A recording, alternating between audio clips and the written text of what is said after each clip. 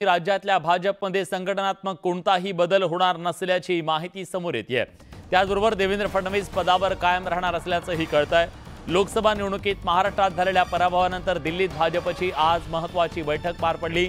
या बैठकीत मंथन करण्यात आलं। भाजपचे राज्यातले नेते, केंद्रातले नेते यांनी एकत्रितरित्या या बैठकीमध्ये भूमिका मांडली, खलबत केली। महाराष्ट्रातल्या भाजपच्या पराभवाची जबाबदारी स्वीकारत देवेंद्र फडणवीसांनी राजीनामा देण्याची भूमिका घेतली। राजीनामा हा कुठल्याही नाराजीतून नाही, तर पक्ष संघटनेच्या पुनर्बांधणीसाठी आणि बळकटीकरणासाठी पूर्णवेळ देणार असल्याचं फडणवीसांनी सांगितलं होतं।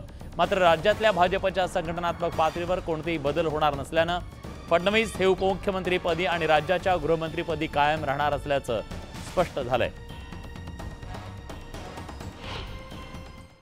कोर कमिटीची बैठक ही केंद्रीय नेतृत्वासोबत या ठिकाणी झाली। नुकत्याच महाराष्ट्रामध्ये झालेल्या लोकसभेच्या निवडणुकीत